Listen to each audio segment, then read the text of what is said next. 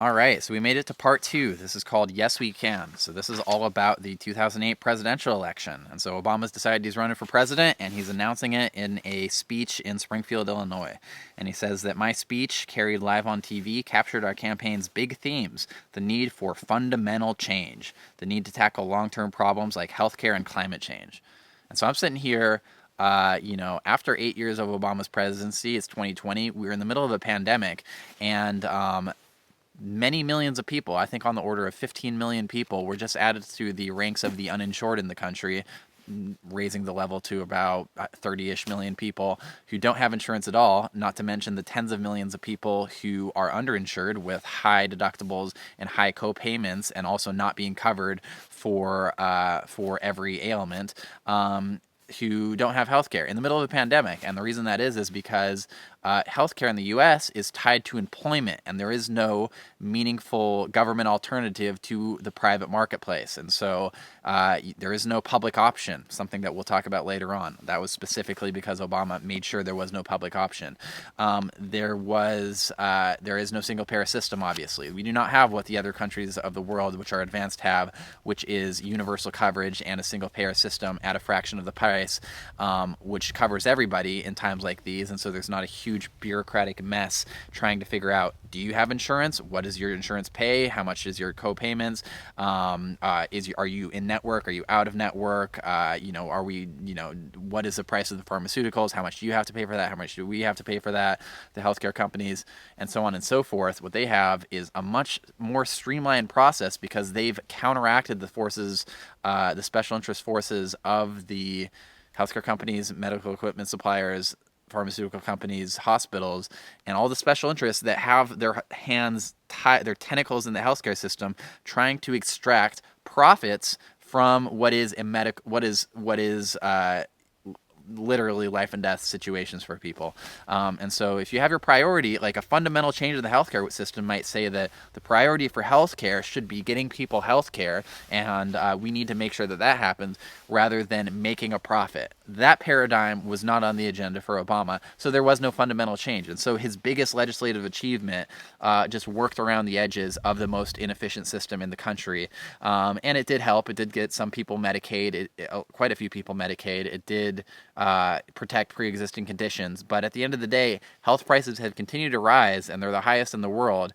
And the chickens have come to roost of the private healthcare system in the pandemic right now. And now people are more hopeless than ever because the one person that gave them hope years ago decided to sell out and not change anything fundamentally, and instead give fiery speeches at the beginning of his campaign and then work with those special interests. Same thing with climate change. I won't talk about that now. There's something genuinely informative, I think, here. No critiques of Obama in this one. He's talking about how his team's biggest fear was that he would make a gaffe being putting his foot in his mouth. And he talks about how the media will seize on those opportunities and talk about them endlessly in order to disparage a candidate's intelligence or professionalness or preparedness or whatever it is, and thereby discuss that rather than the actual substance of what people talk about, which is very true. So I'll give just a quick excerpt. He says, it didn't take long, though, to appreciate that the minute you announced your candidacy for president, the normal rules of speech no longer applied, that microphones were everywhere, that every word coming out of your mouth was recorded, amplified, scrutinized, and dissected. And then he talks about how he accidentally said that young troops' lives are wasted, and then as soon as he said that, there was an endless media cycle about Obama doesn't respect the troops and this and that. This is very true, and this is a consequence of the media being after ratings and after eyeballs more so than they are after actually fundamentally changing anything. Because again, the media is owned by the same corporations and special interests. Comcast owns NBC. I think Disney might own ABC, or at least they used to. Like the biggest conglomerates in the world own the media corporations. The Washington Post is owned by Jeff Bezos. They don't want fundamental challenges to Amazon's monopoly rights or our foreign policy. If people start doing that, they're not going to have a show on NBC or ABC or Fox News. Rather, what they want is to inflame inflame people, because if they're angry, they'll watch more and they'll react more, and that's good for advertisements. And they also, without really changing or critiquing anything. And so one way to do that, if you need to fill 24 hours, is spend, a couple days talking about this silly statement that Obama made or that this person made, and then thereby browbeat them into apologizing or talking about that endlessly, and then that becomes a story. It's not good. It's one of the reasons that, again, as faith in institutions declines, in governmental institutions, so is faith in the media, and people think that it's fake news. And one thing that the Trump presidency showed, I think, is that this type of whatever political correctness, or always having to like walk on edge and talk like a politician because you don't want to say anything that offends anybody, or could be used by talking head pundits in order to discredit your candidacy. People don't actually like that, and the Trump election was kind of an FU to the system in that regard. I think Obama bringing this up makes sense, but he didn't really change anything fundamentally with that. Instead, he played ball better than other people did. J87 is interesting because he just did a speech in front of some people about healthcare, and John Edwards and Hillary Clinton had also gave speeches, and he's like, man, they really showed me up. They had a much better plan about their healthcare reforms than I did. And he says, I had to confess that I didn't yet have a definitive plan for delivering affordable healthcare.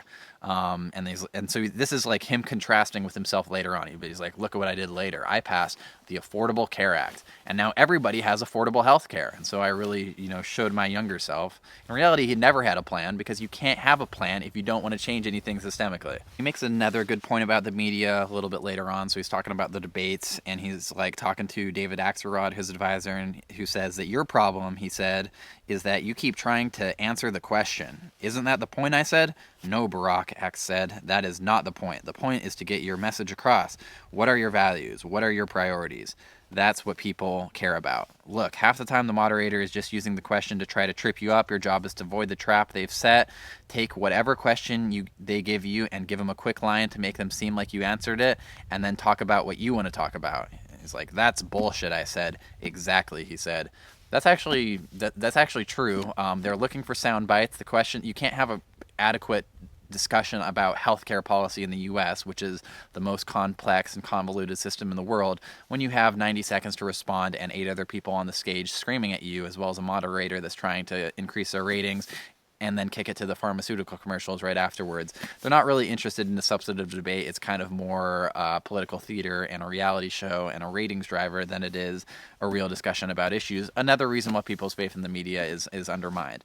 And so Obama recognizes this, and then he realizes, oh, so I just have to play along and I have to bullshit people as well. And he's like, okay, I will do that. And it's like, to be fair, he doesn't really have a choice, but it's like another example of him playing the game and becoming one of them. So here's a passage which Obama talks about fundraising and interacting with big donors and how he needs to get big donor money for his campaign. But in this passage, he emphasizes repeatedly, listen, I told these people, I'm not going to listen to you, special interests. I'm going to fight for the people. You're going to have no influence over me. So you can write me these giant checks if you want to, but it's not going to affect me at all.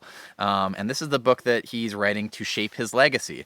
I want to compare that to something he wrote in a previous book, which was talking about fundraisers, which said the exact opposite, to his credit at the time. But now that he's, trying to rewrite history, literally, it's apparently the exact opposite. 8 years later, Obama, going to bigger fundraisers, has realized that they don't affect anything at all. And so he says in this book, in presidential politics, the best strategy means little if you don't have the resources to execute it. And this was the second thing that we had going for us, money. Given that the Clintons had been cultivating a national donor base for nearly 3 decades, our working assumption had been that Hillary would have a tremendous fundraising advantage over us.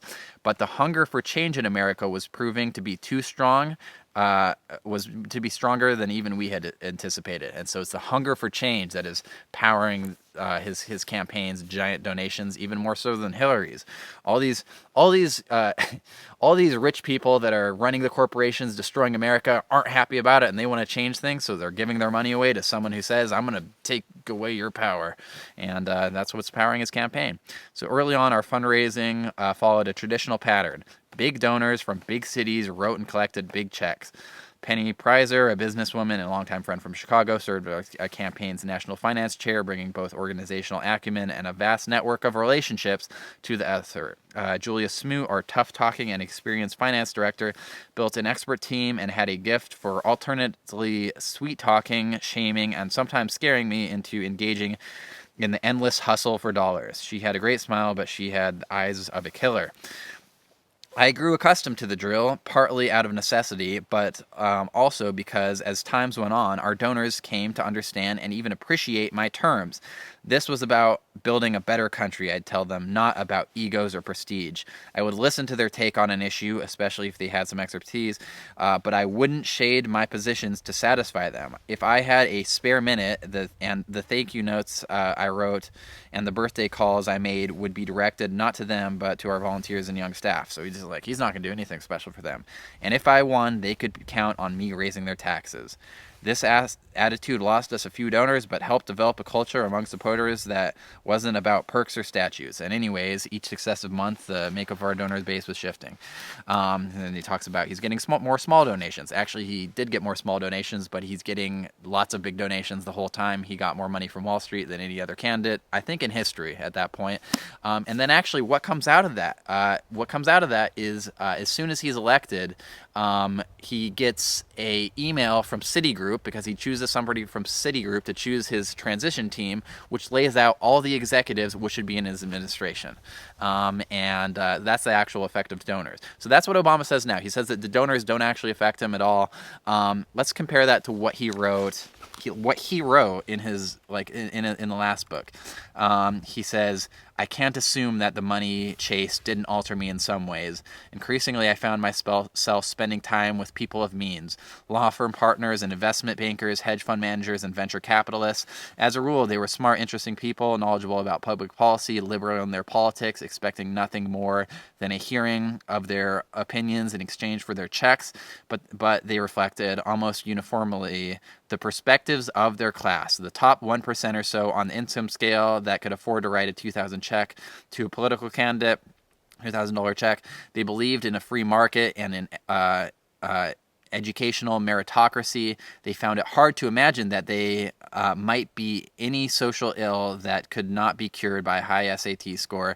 They had no patience with protectionism, found unions troublesome, and were not particularly sympathetic to those whose lives were upended by the movements of global capital. Most were adamantly pro-choice and anti-gun and were vaguely suspicious of the deep religious sentiment. And although my own worldview and theirs corresponded in many ways, we had gone to the same schools after all, had read the same books, and worried about my kids in many of the same ways. I found myself avoiding certain topics during conversations with them, papering over then he talks about papering over possible differences, anticipating their expectations. On core issues, I was candid. I had no problem telling the well-heeled supporters that the tax cuts they would receive from George Bush would be reversed, which he just said there also. Whenever I could, I would try to share with them some of the perspectives I was hearing from other portions of the electorate, the legitimate role of faith in politics, say, or the deep cultural meaning of guns in rural parts of the state. Still, I know that as a consequence of my fundraising, I became more like the wealthy donors I met, in a very particular sense that I spent more and more time above the fray, outside the world of immediate hunger, disappointment, fear, irrationality, and frequent hardship of the other 99% of the population, that is, the people that I'd entered in public life to serve. And in one fashion or another, I suspected that this is true for every senator. The longer you are a senator, the narrower the scope of your interactions. You may fight this with town hall meetings and listening tours and stops by the old neighborhood, but your schedule dictates that you move in a different orbit than most of the people you represent. And perhaps as the next race approaches, a voice within tells you that you don't want to have to go through all the misery of raising all the money in small increments all over again. You realize that you no longer have the cachet as you did as an upstart, the fresh face. You haven't changed Washington, and you haven't made a lot of people unhappy with difficult choices. The path of least resistance, of fundraisers organized by special interests, the corporate PACs, and the top lobbyist shops start to look awfully tempting And if the opinions of these insiders didn't quite jibe with you, those you once held, you learn to rationalize and change as a matter of realism. Remember that, as a matter of realism. That's something he's going to talk about later, as something that he's adopted into his young idealistic framework of compromise, of learning the ropes. This is young Obama telling old Obama how he's going to sell out, and then this is old Obama forgetting that young Obama wrote this and realizing that historians are just going to write what old Obama wrote because they don't want to talk about the actual ailments within the system as a whole. The problem of ordinary people, the voices of Rust Belt, which just happened to be lost right after the Obama administration for the first time, which was once the Democratic stronghold town, or the dwindling heartland, became a distant echo rather than a palpable reality, abstractions to be managed rather than battles to be fought. And so that was very well put, and it's a good way of illustrating, very seldom is, like, when you go to a fundraiser, is somebody going to say, I will give you these $50,000 if you give me this, pork barrel spending or this special interest loophole in the next piece of legislation that you push. Rather, what's going to happen is over time, you're going to secede to the interests of your class and realize that if I'm against these policies in principle, globalization, tax cuts, any type of redistributive programs, if I throw too much, if I say I want to increase welfare benefits and Social Security and entitlements, or anything of that nature, then these people won't be coming to your fundraisers. And so, like, it's just a matter of, like, if you want to be a practical activist, like I said he was, or a pragmatist, then this is just what you have to do. And Obama has already said he wants to change the world by making sure that he becomes the president and he gets as much power as possible so that he can influence things. Well, if you want to do that, you have to be practical and you have to learn the ropes, as young Obama says to old Obama. So I think that was really well put. And it's interesting how, like, Obama knows all of this, but this just shows how dishonest he is, that he's going to completely change the narrative to something that he knows and wrote about years before when he did not have the political stature. You better believe that the fundraisers that Obama's going to now, or as he's running for president and becoming the favorite, are much larger and much more co-opting, and there's much more pressure than they were even as a senator. And so this is very, very dishonest. And so here's an example. So Obama likes talking about how we stood up to special interests. So this is the example that Obama puts in for standing up to special interests.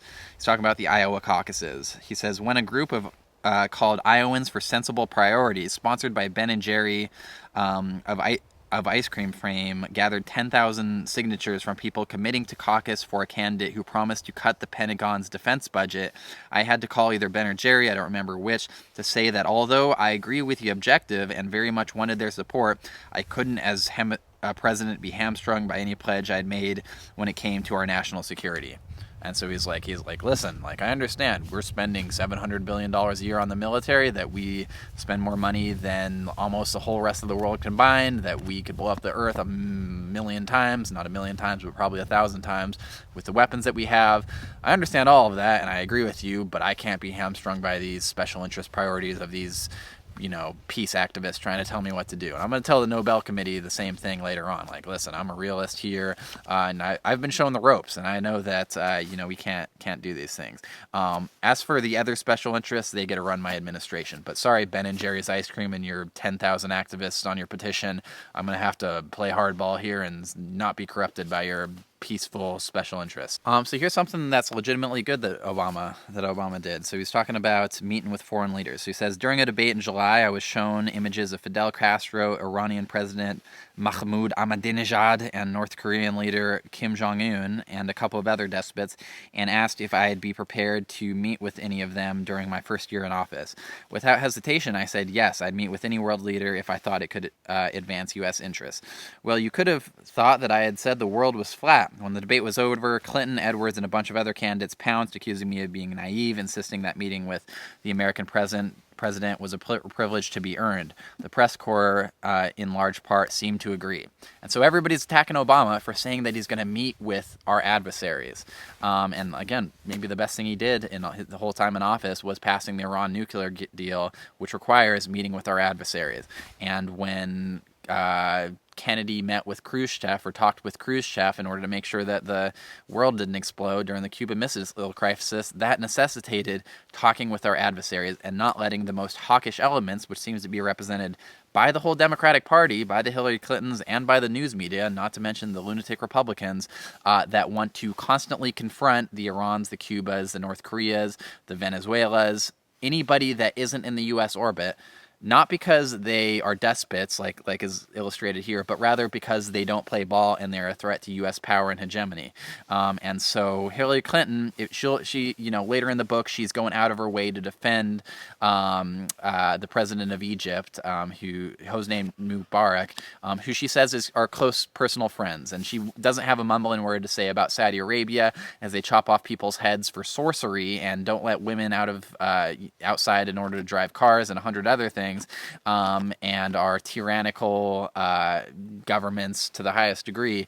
But they play ball. The oil flows, the money flows, and the weapons flow from country to country, and the system is intact. And so that's not what's talked about here. And so, but the fact that even discussing peaceful alternatives with our allies is something that's attacked so viciously is kind of an indictment on the political system. And so far as Obama was unwilling to confront that, that's a reason that U.S. foreign policy didn't really fundamentally change, because he's not the confronting type. But at least his impulses were to do so, and he pushed back a little bit in some ways. But again, you need to confront these special interests, and it's not going to be good for your legacy. But if you want to actually change things, that's what you need to do. But that just speaks to how off the wall the Democrats, the media, and then especially the Republicans are on foreign policy issues like this. And so he's talking about the Iowa caucus, about where the turning point was, and he talks about this one speech that he gave a couple months before the caucuses that really, changed things up.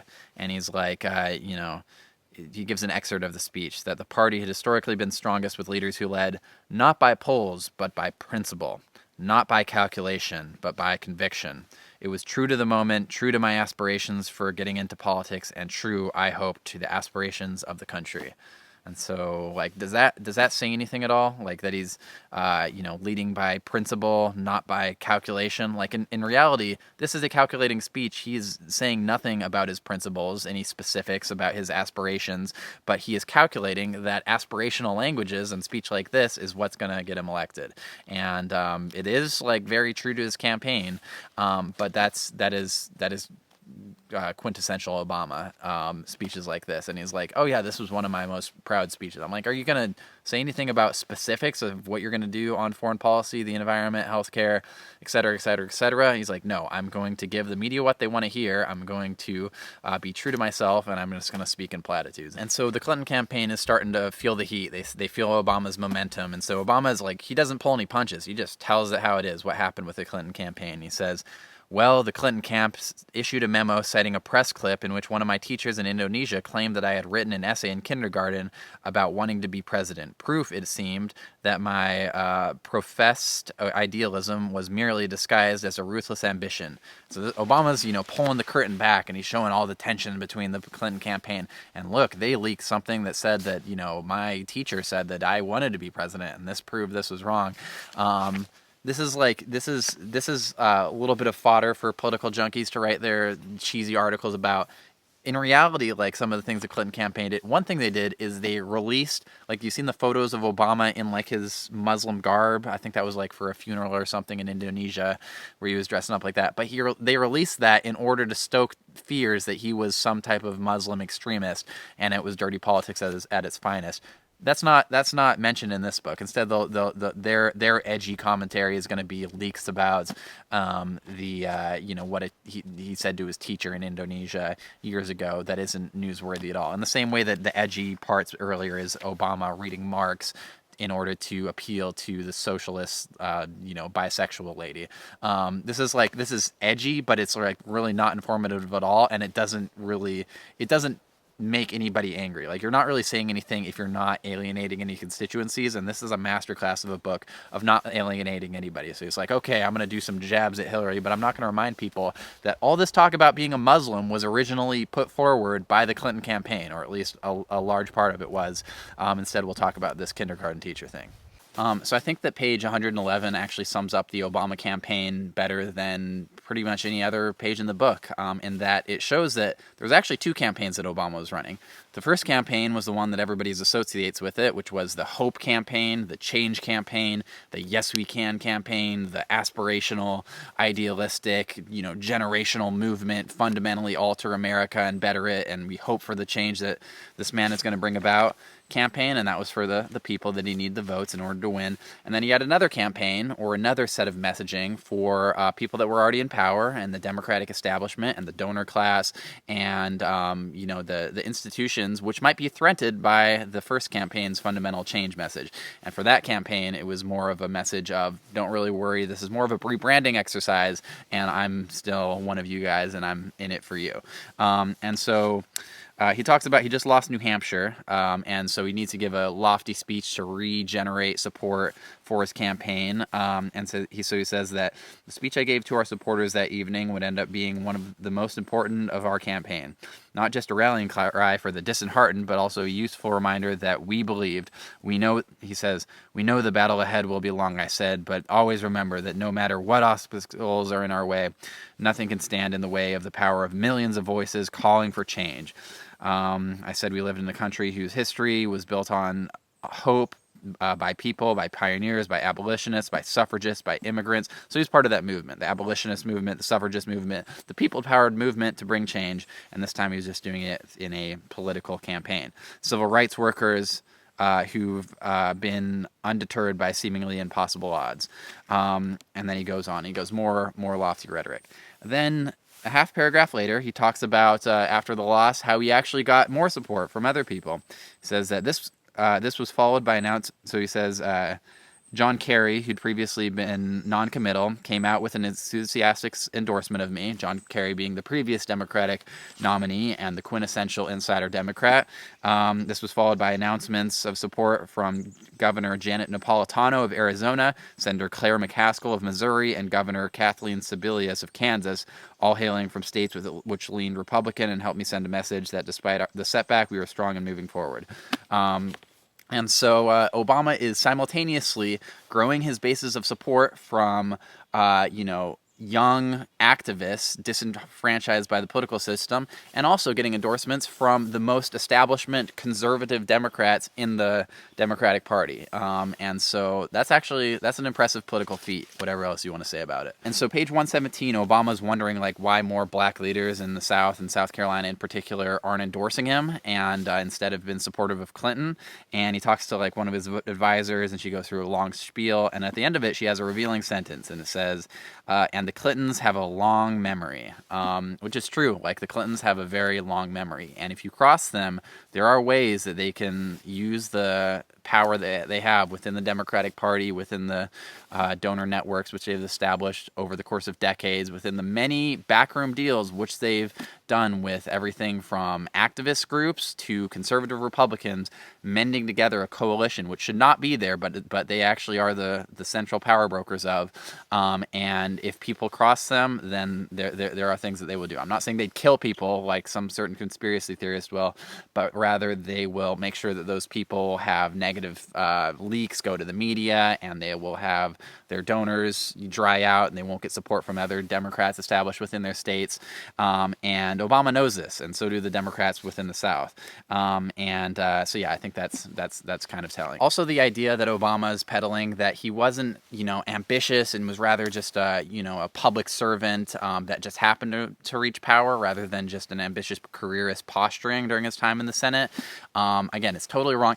I found this article from Adolph Reed, who's a black socialist living in Chicago. I think he actually lived in Obama's district, and he wrote an article, I think in 2000, or maybe it was even in the 90s, talking about how the trajectory of the Democratic Party is going to move towards people like Obama, and in terms of posturing, nothingness, vapid, empty, lofty rhetoric, which doesn't confront any institutions.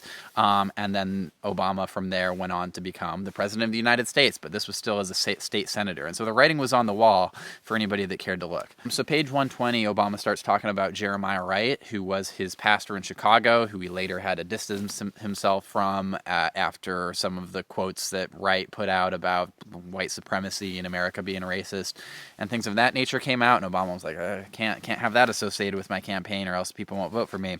So he starts talking about Wright, and he says this, like, there were times when I found Reverend Wright's sermons a little over the top. In the middle of a scholarly explanation of the book of Matthew or Luke, he might insert a scathing critique of America's drug wars, American militarism, capitalist greed, or the intractability of American racism rants that were usually grounded in fact, but bereft of context. That's an interesting quote to me, as if like the additional context is going to justify the drug war. I just read a book on the drug war. It was called Chasing the Scream by Johann Hari. And the more context you get about the drug war, the more racist and terrible it looks.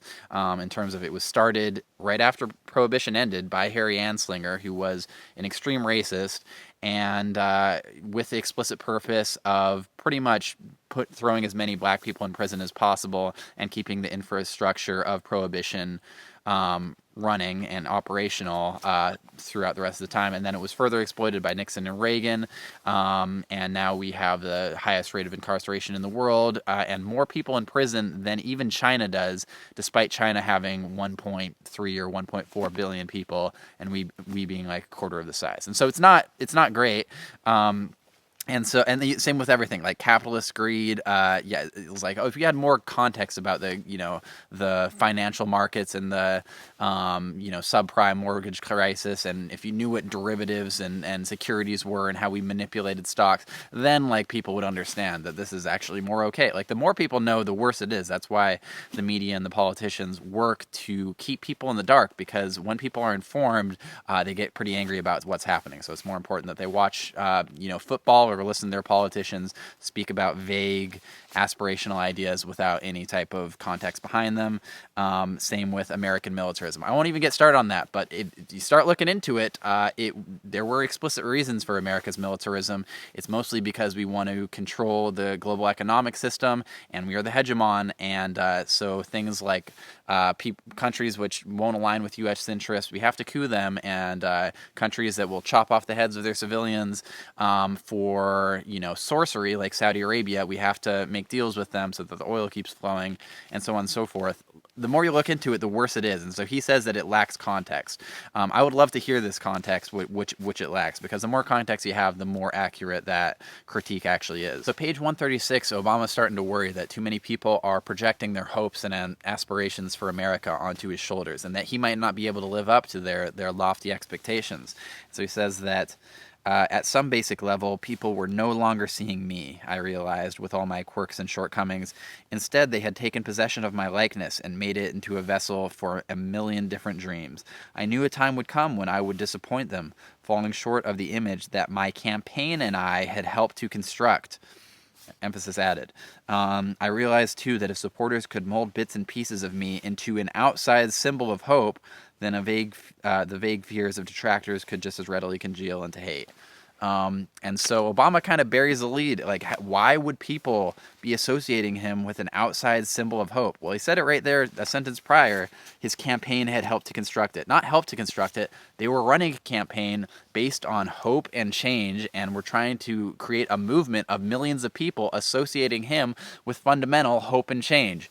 And so now Obama is worrying, Obama the candidate is worrying that it's working, like that people are actually associating with this, and like, they should know that like I'm not going to be able to get this stuff done. It might have been helpful for Obama the candidate to say that at the time, for us to know this, but rather he didn't say it because that would actually lose him votes, and what was more important was gathering power.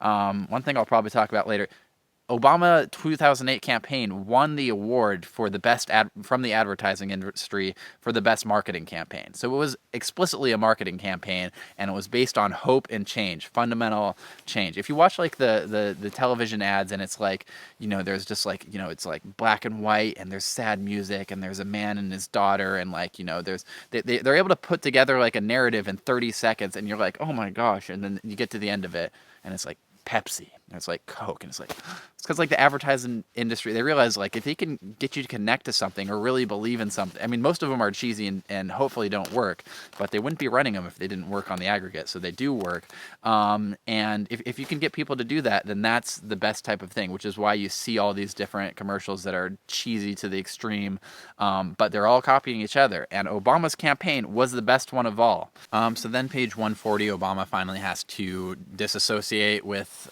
Reverend Wright because he's just saying too many inflammatory things and he's alienating middle America too much. And the straw that broke the camel's back, Obama says, was this statement. He says, "There was Reverend Wright in living color explaining how the tragedy of 9/11 might in part be explained by a record of military interventions and wanton violence overseas, a matter of, quote, America's chickens coming home to roost."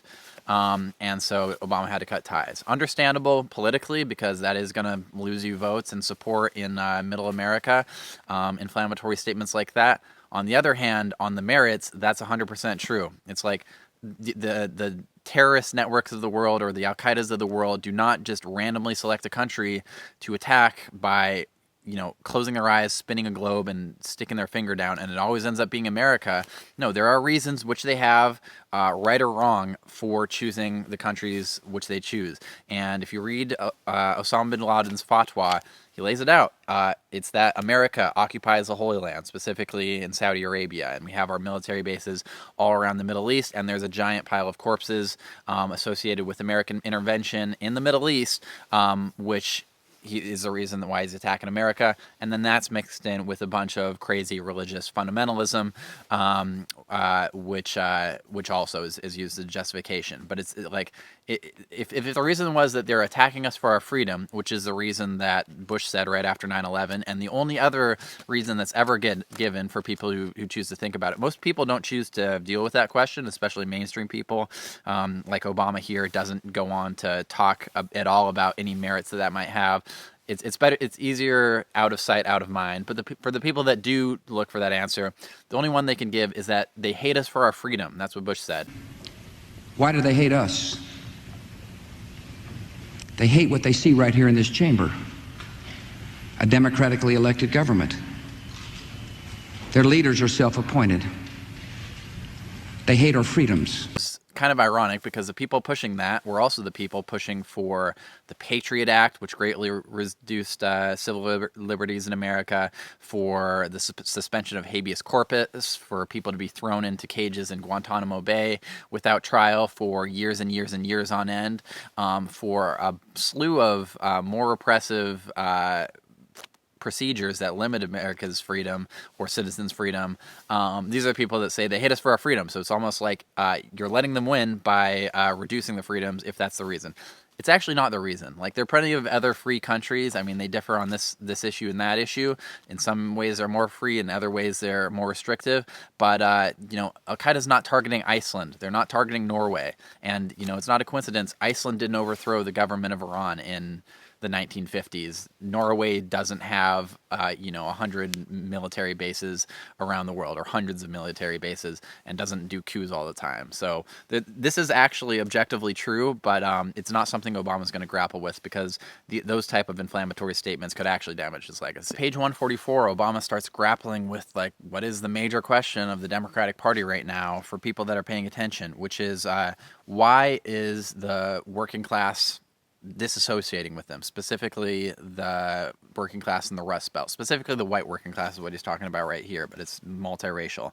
And he starts to give the right answer, and then he gives exactly the wrong answer and mixes it in a way that actually explains why the Democrats have been doing so bad, because they mix in garbage nonsense that they throw to their outsourcing special interest donors at the same time of speaking the "I feel your pain" type of language. I feel your pain. which they've been doing for the last 30 years, while pushing these same policies which kick people in the face. So he says, like, kind of outlining the problem. Quote, you go into these small towns in Pennsylvania, I said, and a lot of small towns in the Midwest, the jobs have been gone now for 25 years and nothing's replaced them. And they fell through the Clinton administration and the Bush administration, and each successive administration has said that somehow these communities are going to regenerate, and they have not. As he says, so far so good. Except then I added, so it's not surprising then that they get bitter. They cling to their guns or religions or apathy towards people who aren't like them, or anti-immigrant sentiment or anti-trade sentiments as a way to explain their frustrations. And then so the reason he brings this up is because he's using an example of like, oops, I put my foot in my mouth. I said that they cling to their religion, and then there was a bunch of negative ads about me afterwards for that, and that was a mistake politically. That's not quite what I meant how I meant to phrase it. The real thing that's interesting to me, which he doesn't talk about at all, is that he lays out all these things, which is actually accurate and is kind of an explanation for Trumpism and how Trump won Michigan, Wisconsin, and Pennsylvania in 2016, despite them usually being the traditional strongholds of the Democrats and the union movement. Then he says, they cling to their guns, religion, apathy towards people who aren't like them, or anti-immigrant sentiment, or anti-trade sentiment. So he throws in anti-trade sentiment as if it's equivalent to xenophobia. And the people that are against the people that are for free trade are also like kind of the type of MSNBC, urban, upper class, Silicon Valley-y, techie, rich constituency of professional managerial class type people that Obama's kind of appealing to right now. And so what he does is he throws in anti-trade sentiment as an equivalent or as kind of another example of irrational scapegoating that these people are doing, equivalent to anti-immigrant sentiment. In reality, and which is funny because he's also attacking Clinton at the same time, Hillary Clinton, for her support of her husband's pushing of the North American Free Trade Agreement, of NAFTA, in the 1990s, which is the biggest trade agreement, or one of the biggest trade agreements that led to that outsourcing. And that's something that he would have said during the campaign, and he did say. But then he throws in here that anti-trade sentiment is, equivalent to irrational racism. It is kind of an explanation, because he'll speak the language of populism and understanding and pushing policies which actually help these people, and then go ahead and push for the Trans-Pacific Partnership when he comes into office, which would have been another trade deal that did that. And so I think that is telling. Then Obama starts talking about the Pennsylvania debate, and his campaign's not doing good because he stuck his foot in his mouth and made fun of people's religion and their guns, and that's something that they like in Pennsylvania. He talks about how an invigorated Hillary touted her newfound appreciation for gun rights. Annie Oakley, I called her. We lost by 9 points. And so that's just interesting because Hillary Clinton is doing the type of shape-shifting, metamorphosis, chameleon-like politician move, which has come to be associated with politicians, and Hillary and Bill are if you Google politician, they're the ones that come up for people, which is interesting because I started paying attention a lot to Hillary's record in 2016, and the one thing that she did, because I was a Sanders supporter, and the one thing that she attacked Bernie on 100 times over was that he didn't support the Brady bill, and so that he was too, despite having a D- voting record from the NRA, that he was too lax on guns, and so he wouldn't take on the gun industry. Here's her 4 years or 8 years earlier, rather, totally rebranding herself because it's opportunity. It's a opportunity for her politically to appeal to some white rural gun owners, and Obama's even calling her out on it. But that's what you can do for short-term political gain, and that's what the name of the game is for the Clintons, is short-term political opportunism at every turn. And you do that for too long, everybody thinks that you are the quintessential politician, and they don't trust you at all, and you lose to Donald Trump. So despite losing Pennsylvania, Obama does well a couple weeks later in Indiana and North Carolina, and he says, that the campaign is pretty much over. Everybody knows I'm going to win, and it's just a matter of time. And even though it's a little bit before Hillary drops out, he says that a few weeks would pass before Hillary's belated but gracious concession speech was an endorsement. But the results that night told us that the race was basically over. And this is telling for me. not because he didn't lie, but it's like what he chooses to emphasize and what he chooses not to emphasize. So he'll bring up like little tidbits here and there. Oh, she said, she brought up my, what I said to my teacher as a fourth grader, or she said this about guns and I didn't like that so much. But if there's really like something that if you were to bring up, it would be hard to justify, he's not going to put that in there because he's counting on Hillary supporters and the mainstream Democrats supporting him and liking him so that his legacy continues to flourish. So he's not going to alienate the whole entire Clinton constituency. And so he's not going to bring up that actually before her endorsement, she said, she was asked why she's not dropping out of the race. And she says that, we all remember Bobby Kennedy was assassinated in June. I'm not going to drop out of the race because, even though I can't win by the delegates, he could still be assassinated like Bobby Kennedy was. Imagine if Bernie had said that in 2016 for the reason that he's not dropping out. Like, what if a bomb blows up Hillary Clinton? Like, we never know. But this is not part of history. It's not going to be written about in Obama's memoir. It's not going to be written about in the history books, and it's not going to be brought up by the media because it's kind of inconvenient. And so then the start of the next chapter, Obama is meeting with Clinton, and they're going to come together and unify, according to Obama's narrative. Like this meeting right here and this little excerpt is kind of the perfect example for the type of ahistoric revisionism legacy packing, which is rampant throughout this book, which is mostly just errors of omission and out of context things that do not give the whole story, but rather give a narrative that is beneficial to all the parties involved, specifically Obama. And so he says here, he's describing the meeting, he says that at the outset, Hillary felt obliged to get a few things off her chest, mainly having to do with what she considered unfair attacks by my campaign. As the winner, I felt obliged to keep my own complaints to myself, but it didn't take long to clear the air.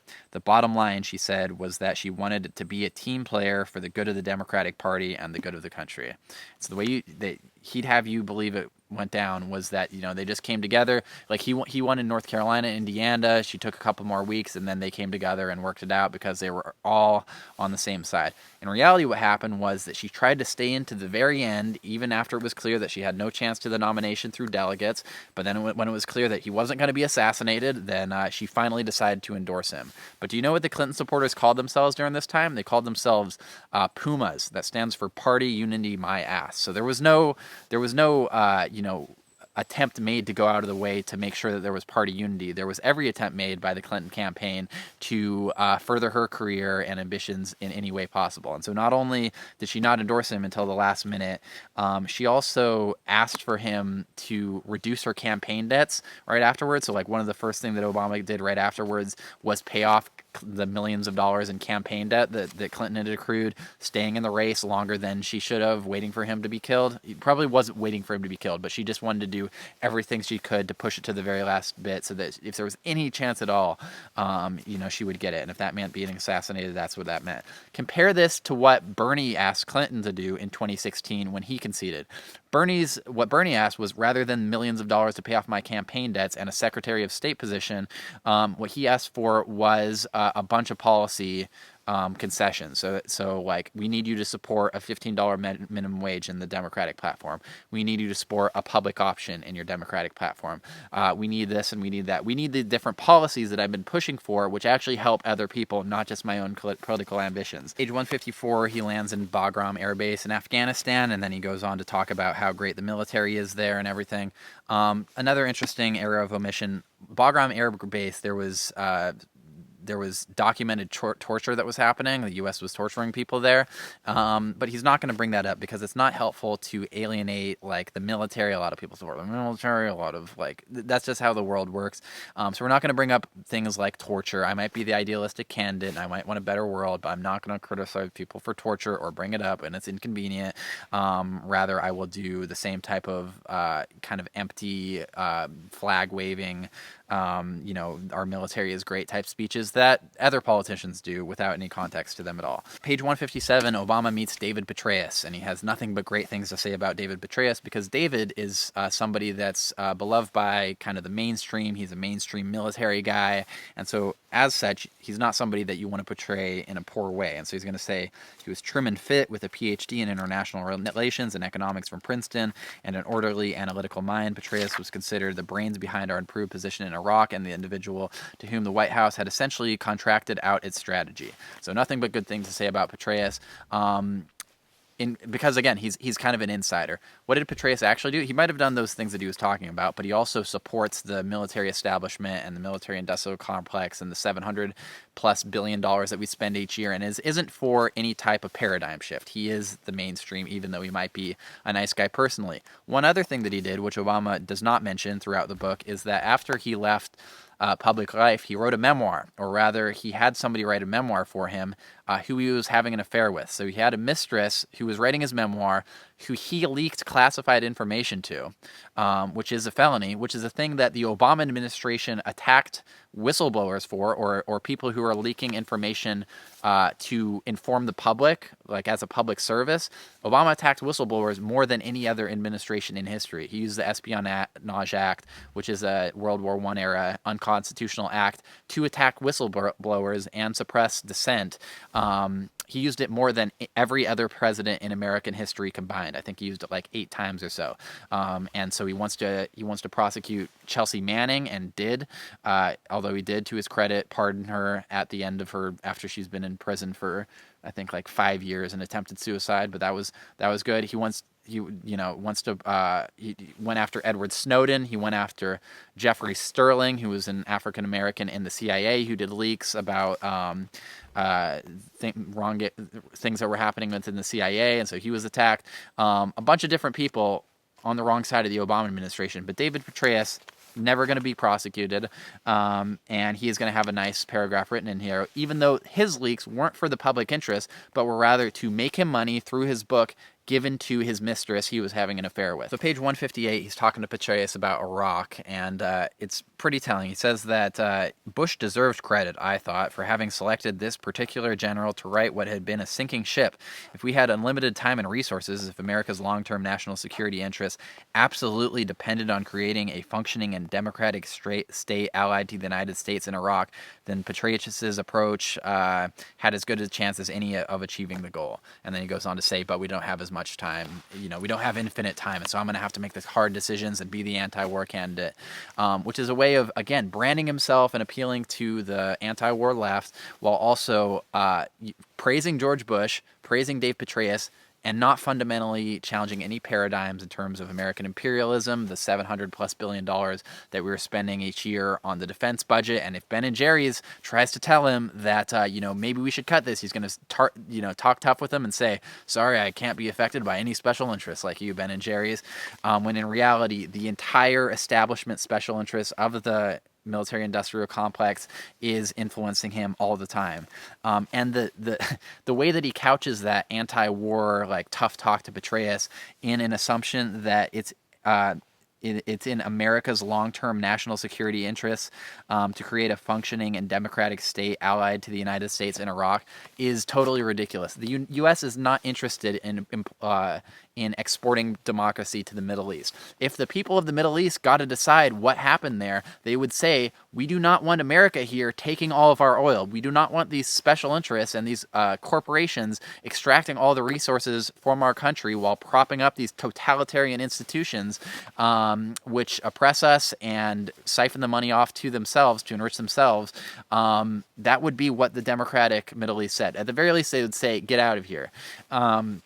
So that's not in the U.S. interest. It's not in the U.S. interest in Saudi Arabia, Bahrain, the United Arab Emirates, Qatar, or in Iraq. It might be in their interest, like, as long as the democratic will of the people is to continue U.S. policy, that works fine. And that's the reason that because Europe and Japan are integrated into the U.S. system in a way that isn't like into the global system in a way that isn't like, so supplying raw materials for corporations, that the democratic nature of their institutions and government isn't an impediment to the U.S. and is actually good, because they have kind of the same role as the U.S. to a lesser degree in their national system. But for Iraq and the Middle East, it's not. It's like that's not how it is. And so Obama suggesting that they want democracy in Iraq is ridiculous. Like they talk about, like 400 pages later, he talks about the Arab Spring and the uprising in Egypt. One thing that's totally clear there is that like it was a gigantic thorn in Obama's side and the U.S.'s side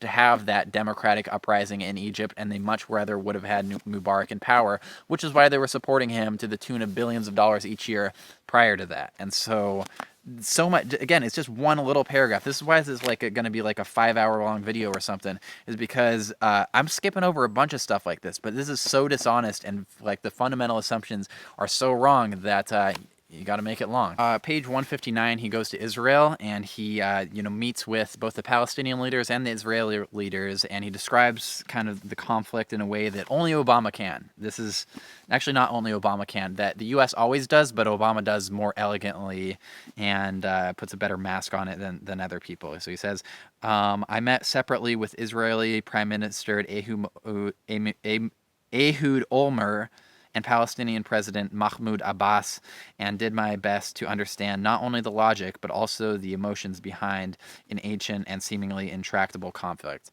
And so the Palestinian-Israeli conflict is an ancient, intractable conflict. And so he's like, he needs to understand like the emotions, and he's going to come into it as like a peacekeeper and a spiritual guru that's going to try to solve this ancient and intractable conflict at a fundamental level, rather than just, looking at the surface like other ones. Because again, he's a visionary leader. In reality, like the only reason there's a conflict is because the U.S. has blocked a peace settlement, a two-state peace settlement based on UN 242 for the better part of 50 years now. In terms of the entire international community supports a two-state solution for Israel-Palestine based loosely upon the 1967 borders, but the U.S. continues to fund Israel because they act as essentially the biggest U.S. base in the Middle East, and the U.S. has a lot of interest in the Middle East, as well as some other tangential reasons.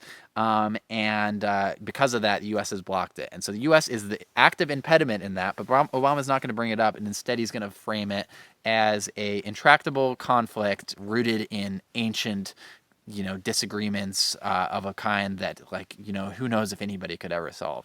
Okay, 177, Obama starts talking about what he wanted to do. And so he says, I wanted people to understand that there was a precedent for bold government action. FDR had saved capitalism from itself, laying the foundation for a post-World War II boom. I often talked about how strong labor laws had helped build a thriving middle class and a thriving domestic market, and how by driving out unsafe products and fraudulent schemes, consumer protection laws had actually helped legitimate businesses prosper and grow. And then he goes on to explain some more of the New Deal reforms, and he says that I was convinced we could adapt these strategies to current times beyond any specific policies. I wanted to restore in the minds of the American people the crucial role the government had always played in expanding opportunities, fostering competition and fair dealing, and making sure the marketplace worked for everybody. What I hadn't counted on was a major financial crisis. And so he wanted to do all of this. It was so close to happening, but then the major financial crisis happened, and that tied his hands, and that's the reason it didn't happen. He had to deal with the financial crisis. In reality, the financial crisis actually offered probably a once-in-a-generation opportunity, because it was coinciding with a giant movement for people hoping for change to fundamentally alter the American system, and Obama pissed it away by putting Goldman Sachs people at the highest branches within the U.S. Treasury and within government, and choosing Larry Summers and Tim Geithner to head his economic response to the crash, who are the insiders. I'll get to more of that later, but like this is particularly ridiculous and revisionist that he said that he wanted to change all of this, but he couldn't because of the financial crisis. The financial crisis was the biggest opportunity to make that change, and it shows more than anything else that he never really wanted to make that change. Then Obama starts talking about the financial crisis, and he starts laying out kind of the major players that went about that were in the decision-making process for first the Bush administration, and then his administration for making the decisions to bail out the banks and not to prosecute anybody, and to all the decisions after the subprime mortgage crisis happened. And so first he lays out Hank Paulson, who was the Treasury Secretary for George W. Bush at the time. And so he says, Hank Paulson, the U.S. Treasury Secretary, was calling me. I had first met Paulson when he was the CEO of Goldman Sachs, which makes sense. So Obama goes and meets. He's an important person. He meets with people like the CEOs of Goldman Sachs, where he tells them how much things are going to change. That's probably not what he actually said to him.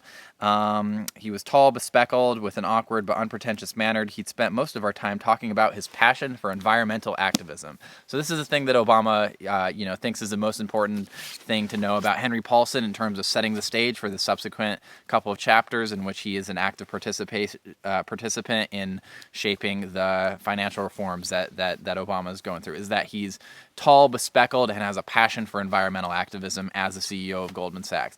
As if, like, it would be like if he's introducing the Raytheon CEO, who's in charge of making the missiles that blow up people in the Middle East, and he was like, I met the Raytheon CEO, and he was, a shorter fellow with brown hair, but I like the look in his eye, and he was telling me about his passion for protecting dogs from hot cars, and he really just was earnest about it, and you could see how much he cared about the animals.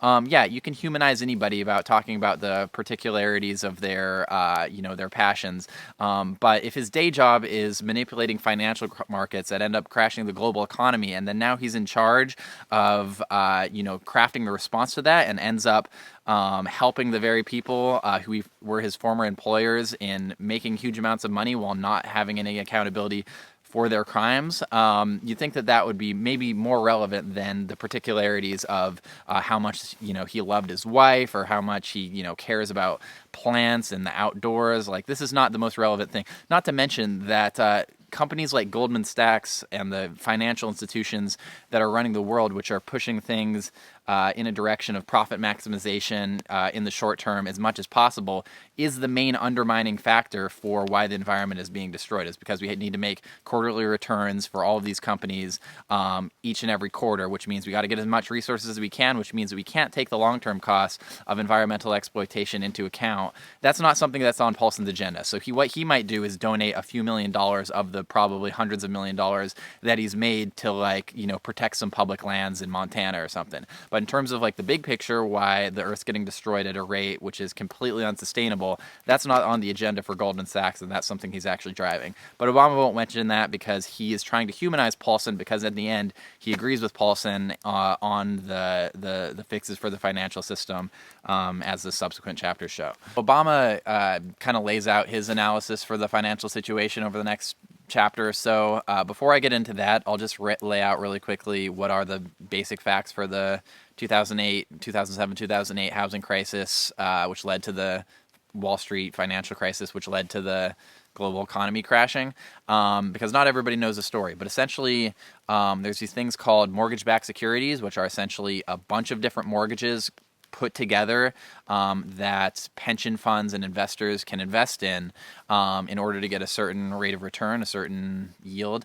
And the reason they want it, and there's a huge demand for those, because they provided both relatively high rates of return, like higher rates than treasury, investing in treasury bonds, but also a more secure thing to invest in than the stock market itself. So it was relatively high rate and relatively secure. And so there's a huge demand for that, because that's what a lot of people were looking for, who don't want to lose their money but don't want to just have it sitting in a bank account, essentially losing real value as inflation is higher than the rate of return for money just sitting there. And so there's a huge demand for that, and that led to Wall Street essentially lowering the standards for mortgages, because previously the reason that they were secure is because you have to have a certain income, you have to have a certain credit score. Not everybody can get a mortgage, and the reason for that was that in the old days, there was kind of an incentive for both the banks and the homeowners to not have them default on their mortgages, because the banks were the ones that owned the mortgages, and so there was an incentive to make sure that the people could actually qualify for that. Well, those standards got ratcheted down and down and down as the demand got higher, and as these major financial institutions like Goldman Sachs, which are Obama's now working with, or Citigroup, which he's working with extensively, kind of realized that like the more of these we have, the more money we could make, and so we need to lower the standards. Well, if you lower the standards too much, or to the extent that they did, then the default rates go up higher. And once a certain level of default happens, those mortgage-backed securities become worthless. And not just that, the housing market becomes a systemic risk in terms of one house defaults, that lowers the home values of other houses in the surrounding communities, which makes it more likely that homeowners are going to be underwater, which is going to make it more likely that they default, and so on and so forth. And so as the rate started to tick forward, the returns got lower on the mortgage-backed securities, and then eventually the entire housing market crashed because they're giving out mortgages to people who have no business getting them, and also they're doing it in a predatory way where they're literally like going to low income communities and like selling people on oh yeah, you can get a house, just do this. Do you remember the Countrywide commercials? Countrywide is on your side. Well, they're like doing commercials everywhere. You can get a home, you can get a home, you can get a home, just sign here. Like a bunch of fraud everywhere. Nobody was checking it. And then they were there's these credit rating agencies, Moody's, Fitch, Standard and Poor's, which are supposed to assess the value of things like mortgage-backed securities for investors, and they can be rated like AAA, 2As. I think there's like triple B. They're on a different scale. Well, all of these, or a large amount of them, were rated AAA. And the reason they were rated AAA is because there was pressure from the big financial institutions to have them be rated AAA, or else they'd take their business elsewhere and they'd get it rated by a different agency.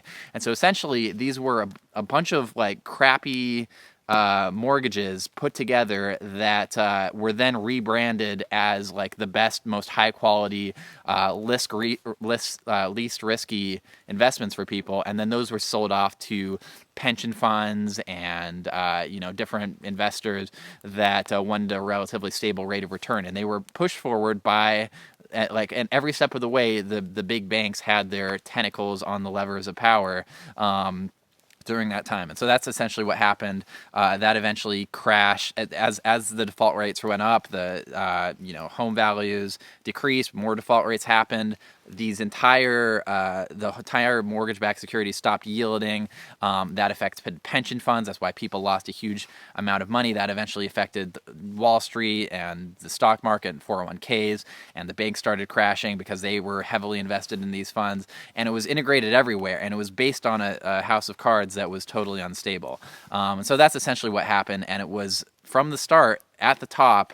The banks and the financial institutions that were pushing these things forward, likely with the knowledge, because they're not stupid people, that this is totally unstable, but because every person in the system has the incentive to make as much money as possible in the short term, it doesn't really matter. And so if there's no regulators on the job for that, this is a thing that can happen. So that's essentially what happened for the subprime mortgage crisis. Then Obama starts to give his account, and he says for Democrats, it would be easy to lay the blame for the fiasco at the foot of the administration, meaning the Bush administration. But the truth was that plenty of congressional Democrats had applauded rising home ownership rates throughout the subprime boom. Okay, so that's his tough talk. Be like, listen, the Democrats, they're not blameless either. Is that they had applauded, increased home ownership rates. In reality, the things that had a much bigger effect on the crisis that the Democrats did, rather than applauding more home ownership rates, was a positive thing, but it again led to systemic risk, was the deregulation of Wall Street during the 1990s, pushed forward by the Clinton administration. And so one of the reasons that the subprime mortgages took down the entire economy is because the entire derivative, or a huge amount of the derivatives market, which I honestly don't even understand, but like the derivatives, the amount of money in derivatives is like dozens of times more than the total amount of money is in circulation in the world. Like it's unbelievable how like they're totally deregulated. I don't even hardly understand what it is, but other than that, they essentially combine, like they put links between all different branches of the stock market. So we're like, okay, if this goes up, that affects this. And so that's, derivatives put forward. And so essentially when the housing market crashed, that brought down the rest of the economy as well. And that was because the Democrats had, in 1999, passed the Commodity Futures Modernization Act, which deregulated derivatives markets, which allowed them to run roughshod over the entire economy. So that was the bigger thing. They also got rid of Glass-Steagall, which allowed giant banks to use depositors' money for risky investments like this. So that had an effect. And then a bunch of other things. Like, the thing is with Wall Street, it's super, super complicated. So even if you pay attention to politics and this stuff, probably a lot more than maybe the average person does, I still have no idea most of the stuff that's happening, other than every time I listen to somebody talk about it, they're like, this is unbelievably criminal. Like, with the people that actually know what's going on, that aren't just trying to stuff their pockets full of gold as they loot the treasury, are like, this is absolutely insane. And the Democrats were pushing for it every step of the way. Another thing Clinton did is that he deregulated, like previously, like Citigroup, Wells Fargo, Goldman Sachs, like the major, I think 5, JP Morgan Chase, like the 5 major financial institutions did not have nearly as much power, 25 or 30 years ago that they do now. But the reason that they've been able to amass so much assets and have so much of their control over the economy is that Clinton deregulated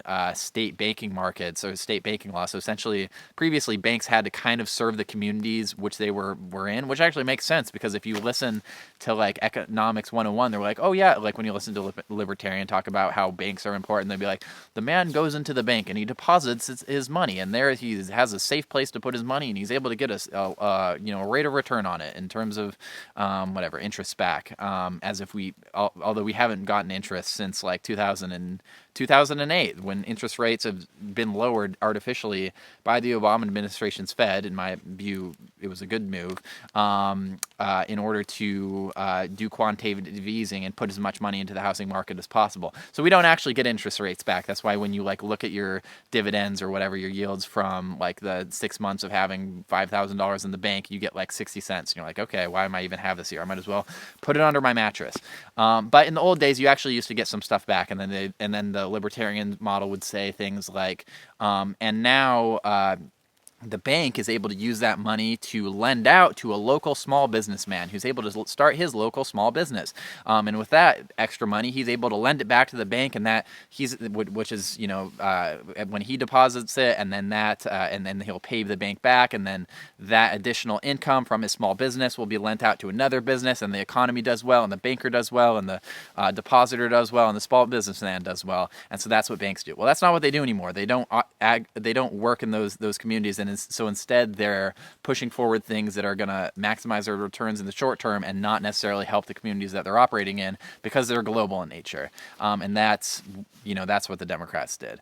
Okay, and then Obama starts talking about TARP, which was the Troubled Asset Relief Program, which was passed at the end of the Bush administration to kind of buy off some of the most toxic assets from these financial institutions so that they wouldn't collapse in the way that Lehman Brothers collapsed. And when that happened, that brought down a bunch of the rest of the economy, because all of these institutions are intimately intertwined with the other institutions and the rest of the economy. And so it's not the case anymore that you can just let a bank fail and then nothing's going to happen in a rural town in Indiana. No, the unemployment rate is going to skyrocket. People are going to suffer, and that's just a result of too big to fail and these policies which have been pushed over and over again. And too big to fail was never addressed by the Obama administration. But anyways, he's talking about TARP, and he's talking about how Nancy Pelosi and Harry Reid, despite being tough, hard-nosed politicians, they were willing to set politics aside when an issue of vital importance was at stake. And so, they didn't care about politics. They didn't care that TARP was extremely, extremely, extremely unpopular. I think they're like 99 out of every 100 calls to congressional representatives during that time were against the passage of TARP. Nancy Pelosi and Harry Reid don't care. They're going to put partisanship aside to do the right thing. Now, me personally, I think it was the right thing to pass TARP. However, the version of TARP or something similar to TARP, in terms of you can't let the entire economy crash just because the criminals at top, took down their institutions and then had no thoughts about how that would affect the rest of the economy.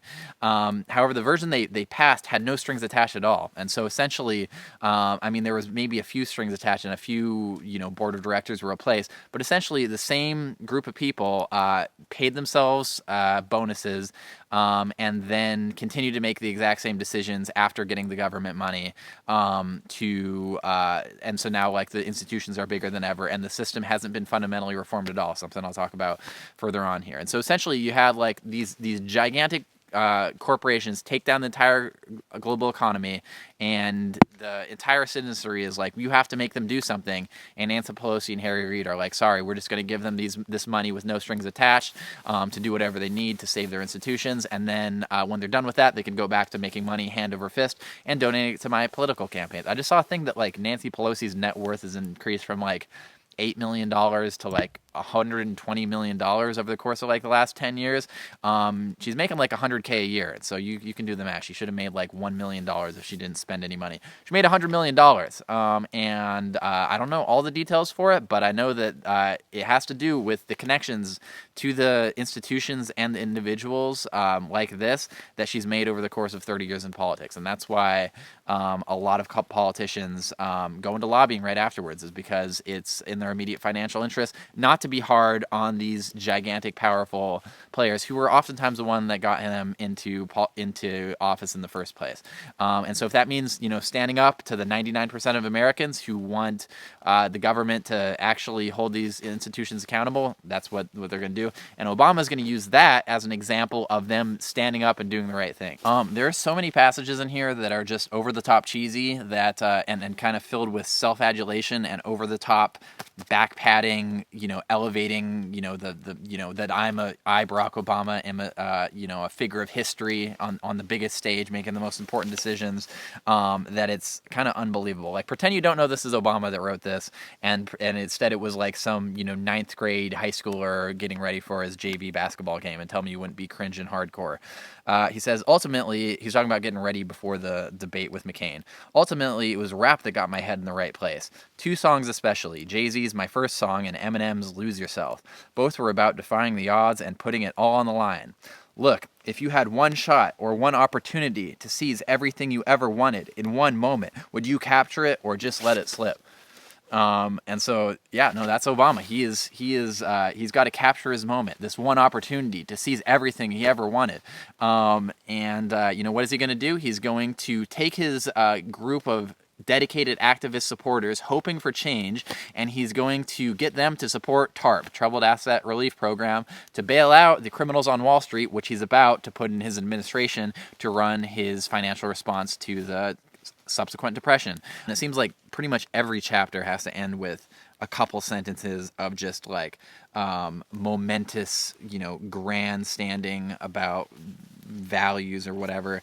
And so Obama just got elected, so he's got to put in a big one here. So he's talking about looking at like different like the people he saw pictures of people watching his inauguration, and so this one was in Chicago. It was in front of the Lincoln Memorial. And so it shows a small gathering of people on the stairs, their faces obscured by the darkness, and behind them the giant figure shining brightly, his marble face cagey, his eyes slightly downcast. They're listening to the radio, I am told, quietly contemplating who we are as a people and the arc of this thing we call democracy. Look how important it was that I was elected president. Again, yeah, I actually had the same feelings as a 12-year-old or however old I was when Obama was elected, and have since been significantly had my feelings change on that regard. Again, this is just so over the top, especially knowing how little Obama did to change anything at all. And so if he's just saying, Lincoln's freed the slaves, and now I'm black, and I'm the president making the same decisions as Bill Clinton would have made. Okay, go ahead and say it is kind of inspirational in one way, but he's representing that he was black as fundamental change, when really the only change was that it was kind of, again, a rebranding exercise for his campaign. Like I said, the advertising industry gave their award for the best marketing campaign in 2008 or 2009 to the Obama campaign. It was a rebranding exercise, and so not super impressed, and it just seems super cringe to me. And it's all over the place. Like, you cannot believe how much just cringe cheese this is. This is a very long video. I don't have time to go over all of it, but it's like Obama. He's not a narcissist like Trump in that he is self-aware, but I don't think he's self-aware enough, because this is pretty bad.